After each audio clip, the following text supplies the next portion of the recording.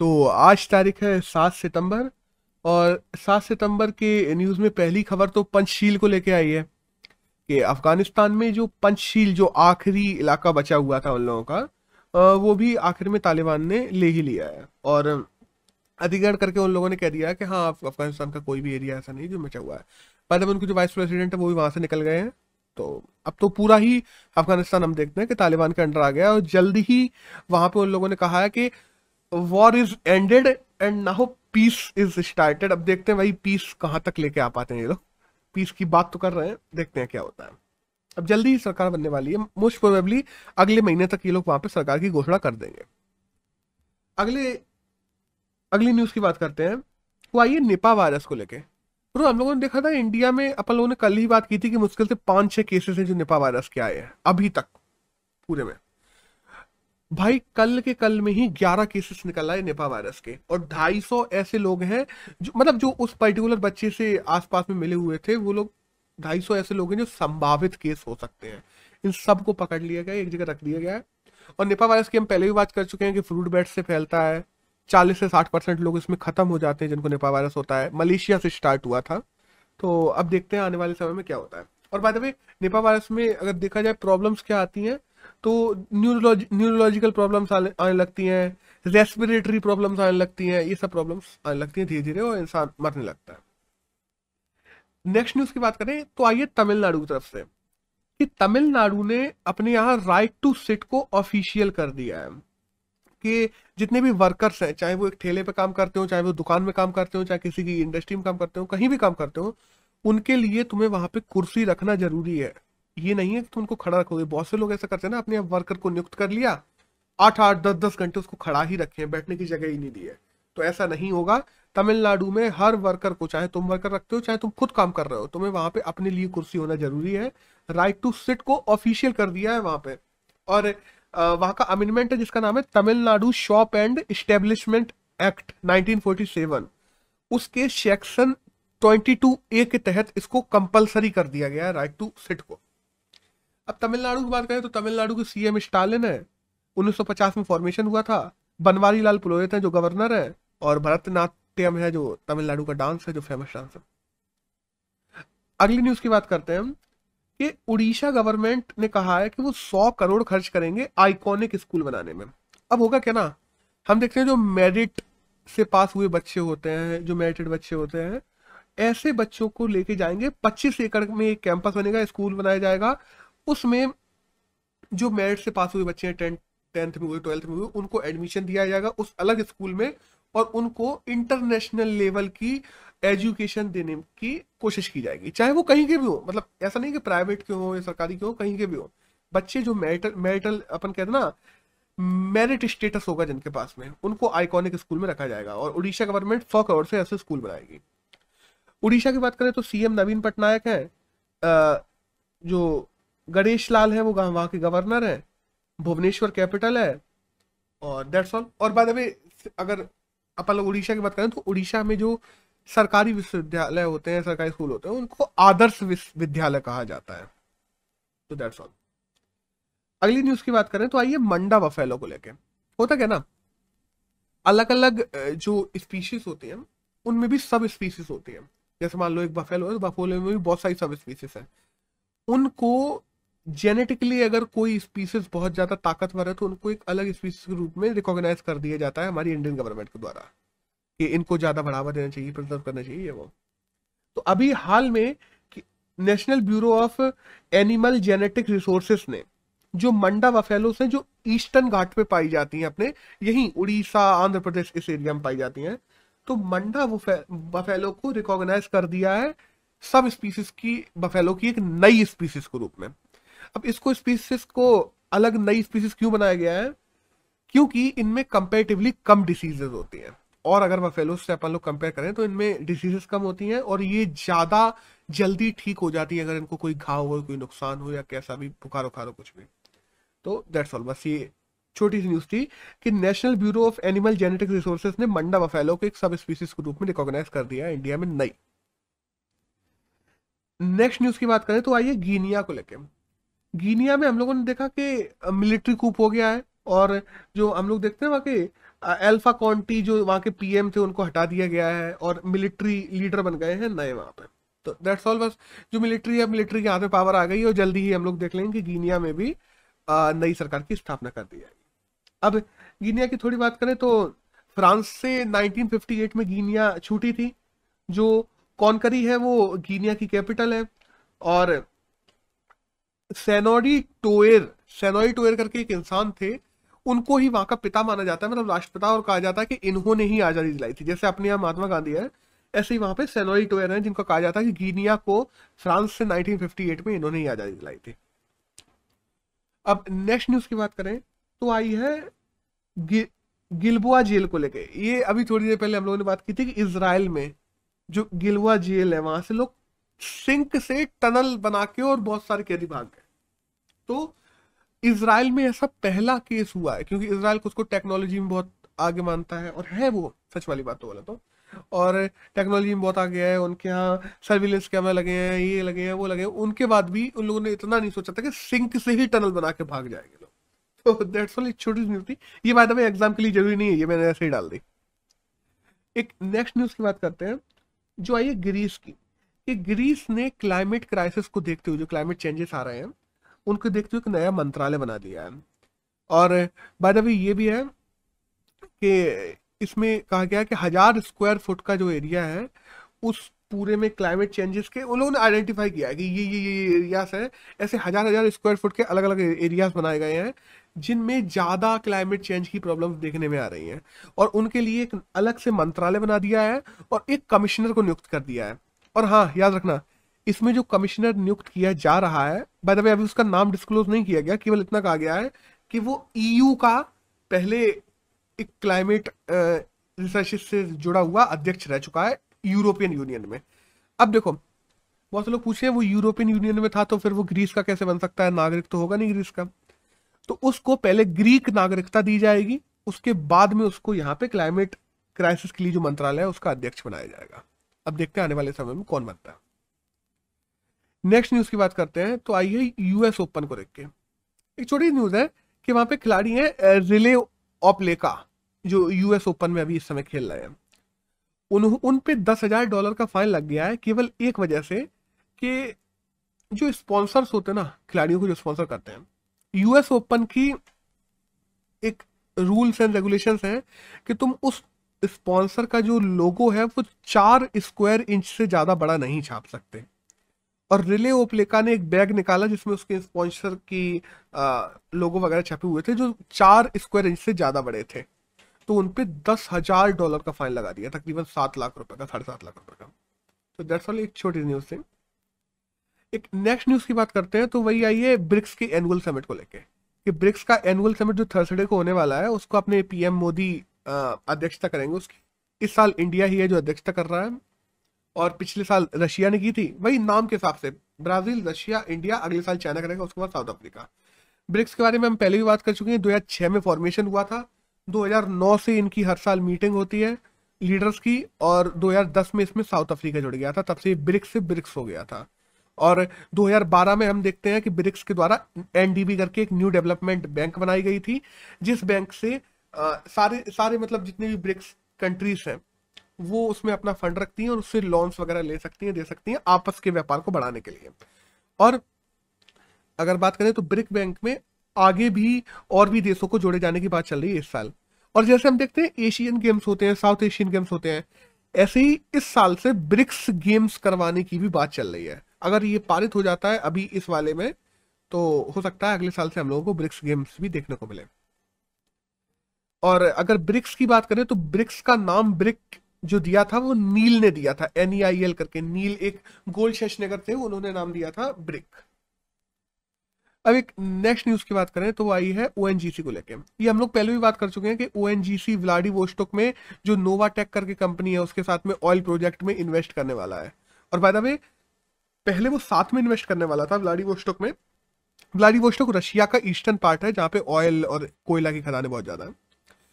तो oil projects में Novatec के साथ में पहले इन्वेस्ट करने वाला था। अब ONGC ने ये कहा है कि हम नोवाटेक से वो जगह लीज पे ले लेंगे, वो जमीन खरीद ही लेंगे। रशिया की व्लादिवोस्टोक में एक जगह है, उसको एक लिमिटेड साल के लिए खरीद ही लेंगे। अब देखते हैं कि क्या होता है। अब एक नेक्स्ट न्यूज है जो आई है जापान को लेकर, कि हम लोगों ने देखा ना कि जापान के जो पीएम है सुगा, उन्होंने अभी बैक कर लिया, उन्होंने कह दिया कि हम जापान के पीएम नहीं रहेंगे। तो टोरो कोनो करके जापान के नए पीएम बनने वाले हैं जल्दी ही। तो अब हो सकता है। और टोरो कोनो की बात करें तो यहाँ पे वैक्सीनेशन मिनिस्टर थे, जो वैक्सीनेशन चल रहा है वहां पे जापान में, उसको लेकर। अब एक नेक्स्ट न्यूज है कि हम लोग देखते ना, तो प्रोटेस्ट को लेकर आया कि प्रोटेस्ट को काफी जगह दबाया जा रहा है, ये वो फलाने का ना, भाई सीजीआई ने ये बात कही है, प्रोटेस्ट को दबाया जाता है, प्रोटेस्ट को दबाया नहीं जाना चाहिए सरकार के द्वारा। हम लोगों ने देखा अभी कुछ दिनों पहले किसान को पीटा गया है और खून निकल आया, खूब नेशनल न्यूज चली उस पर। तो देखो यहाँ पे ये जरूरी नहीं होता हमारे लिए कि प्रोटेस्ट को दबाया जाना चाहिए नहीं जाना चाहिए, हमें जानना जरूरी ये हो जाता कि सेक्शन 144 क्या है जिसके तहत सरकार प्रोटेस्टों को दबाती है। देखो सीआरपीसी की बात करते हैं, सीआरपीसी यानी कि क्रिमिनल प्रोसीजर कोड, उसके सेक्शन 144 में ये कहा गया है कि किसी भी प्रकार का जो प्रोटेस्ट होता है, उस प्रोटेस्ट जो सरकार के विरुद्ध जा रहा है या देश विरोधी होने वाला है, तो क्विक रिस्पॉन्स या अर्जेंसी के रूप में अगर कोई अर्जेंसी आ जाती है तो 144 धारा लगाई जा सकती है। बाद में 144 की बात करें तो 1861 से 144 शुरू हुई थी ब्रिटिशर्स रूल्स के टाइम से। इसमें किसी भी प्रकार की अर्जेंसी अगर आती है तो उस पर्टिकुलर एरिया में लगाई जा सकती है 144 धारा, और वहां पे टोटल फोर्सेस का रूल हो जाता है तुरंत के तुरंत ही, एडमिनिस्ट्रेटिव रूल खत्म कर दिए जाते हैं, इंटरनेट और ये सब बंद कर दिया जाता है। लेकिन इसमें एक प्रॉब्लम ये है, 144 में अर्जेंसी अच्छे से डिफाइन नहीं है। अर्जेंसी का मतलब कैसी अर्जेंसी, कोई डेफिनेशन नहीं है सही। अब अगर अपन 144 की बात करें तो कम से कम धारा 144 2 महीने तक तुम एक बार में लगा सकते हो, और फिर अगर बढ़ाना हो तो 6 महीने तक ही बढ़ा सकते हो, उससे ज्यादा एक्सटेंड भी नहीं की जा सकती 144। अगर बात की जाए तो इसके खिलाफ में भी बहुत सारे पहले आ चुके हैं, कि राम मनोहर लोहिया केस हम लोग देखते हैं 1967 में, तो उन लोगों ने कहा था ये तो डेमोक्रेटिक राइट्स का हनन है, क्योंकि कोई अगर छोटा भी प्रोटेस्ट करेगा तो अर्जेंसी के नाम पे उसको दबाने के लिए 144 लगा देंगे और वहां से लोगों को भगाने की कोशिश करेंगे। बाय द वे अपने जो चीफ जस्टिस थे मोहम्मद हिदायतुल्लाह, जो भारत के कुछ समय के लिए प्रेसिडेंट भी रहे हैं, एक अकेले ऐसे चीफ जस्टिस हैं जो इंडिया के प्रेसिडेंट भी रहे हैं कुछ समय के लिए, तो मोहम्मद हिदायतुल्लाह ने भी कहा था कि जो हाँ सेक्शन जो 144 है उसको अच्छे से डिफाइन करा जाना जरूरी है, वरना इसका बहुत गलत यूज हो सकता है। और कुछ दिनों पहले हम लोगों ने देखा था कि 2012 में जब रामलीला मैदान में प्रोटेस्ट चल रहे थे, जो अन्ना के प्रोटेस्ट वगैरह हुए थे, वो सब चीजें हुई थी, उन लोगों ने वहां पे 144 सेक्शन इंप्लीमेंट कर दिया था, जबकि वो लोग तो एक रामलीला मैदान में अंदर प्रोटेस्ट कर रहे थे। तो उसको भी अपने जो कोर्ट है उसने अनकॉन्स्टिट्यूशनल बताया था कि हाँ ऐसा नहीं होना चाहिए, ये सब चीजें नहीं होनी चाहिए। 144 का मतलब ही है कि रिस्पॉन्सिबल रिस्ट्रिक्शंस लगनी चाहिए लोगों के ऊपर, इरिस्पॉन्सिबल रिस्ट्रिक्शंस या अपने पर्सनल फायदे निकालने के लिए लोगों पर रिस्ट्रिक्शंस नहीं लगाना चाहिए, और 144 को और अच्छे से डिफाइन होने की जरूरत है, और मे भी हो सकता है सुप्रीम कोर्ट आने वाले समय में इसको डिफाइन करवा भी दे। अब देखते हैं आगे क्या होता है। एक नेक्स्ट न्यूज की बात करते हैं, तो एक छोटी सी न्यूज है कि जो हम देखते हैं ना, मिसबा और वकार, मिसबा और वकार जो पाकिस्तान के क्रिकेट कोच बने हुए थे, उन लोगों ने इस्तीफा दे दिया है और पाकिस्तान के नए क्रिकेट कोच आने वाले हैं। ज्यादातर हम लोगों ने देखा है ना, पाकिस्तान में T20 या वर्ल्ड कप से पहले उनके कोचेस इस्तीफा दे देते हैं, पता नहीं क्यों। एक नेक्स्ट न्यूज की बात करते हैं, तो वो आई है इमिकस प्राइम को लेकर। देखो हम लोगों ने देखा था कि हमारी टेबल टेनिस में पहली ऐसी खिलाड़ी जो पैरालंपिक में हमारे लिए सिल्वर मेडल जीत के लिए आई है, भावीना, उन्होंने उनके साथ ट्रेनिंग करने के लिए अपनी जो साई है स्पोर्ट अथॉरिटी ऑफ इंडिया, उसने एक रोबोट मंगवाया था बाहर से जिसका नाम था एमिकस प्राइम। एमिकस प्राइम क्या करता था, दूसरी तरफ से टेबल टेनिस की बॉलें फेंकता था, और वो जो है भावीना वो उससे प्रैक्टिस करती थी। तो भावीना ने अभी दिया है कि हाँ साई ने जो हमारे लिए एमिकस प्राइम करके जो रोबोट मंगवाया था वो बहुत अच्छा है, उससे हमारी प्रैक्टिस में बहुत मदद मिली और इस वजह से हम ओलंपिक में मेडल ला पाए। तो दैट्स ऑल, बस तुम्हारे लिए ये जानना जरूरी होता है हमारे लिए एग्जाम के लिए कि एमिकस प्राइम क्या है। एमिकस प्राइम एक टेबल टेनिस रोबोट है, दैट्स ऑल।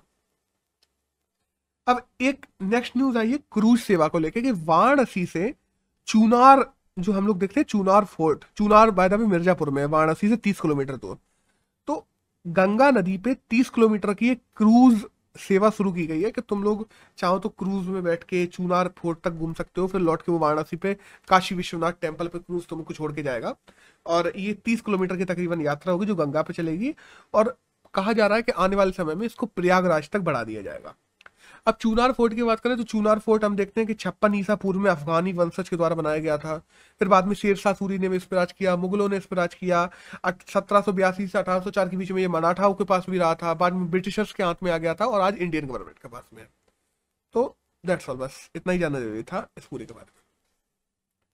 एक नेक्स्ट न्यूज की बात करते हैं, वह ये इंटरनेशनल डे ऑफ चैरिटी को लेकर।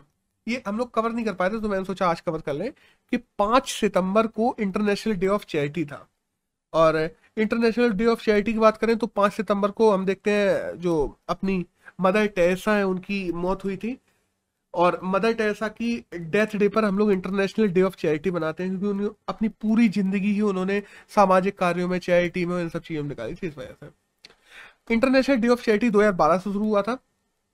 और थोड़ी अगर मदर टेरेसा की बात करें तो मदर टेरेसा का जन्म 26 अगस्त 1910 में हुआ था और कोसोव में उनका जन्म हुआ था, जो ऑटोमन एम्पायर में था उस टाइम पे। और देखो ऑटोमन एम्पायर एक टाइम पे वहां पे था, इस समय वो वहां पे जो हम देखते हैं नॉर्दर्न मैसेडोनिया का पार्ट है। कोसोव नॉर्दर्न मैसेडोनिया का पार्ट है इस समय, जहाँ पे मदर टेरेसा का जन्म हुआ था 1910 में। और उनकी मृत्यु हुई थी 5 सितंबर 1997 में। तो दैट्स ऑल, इसके बारे में इतना ही था। नेक्स्ट न्यूज की बात करते हैं, तो आइए डंजन कन्वर्सेशन रिजर्व को लेके।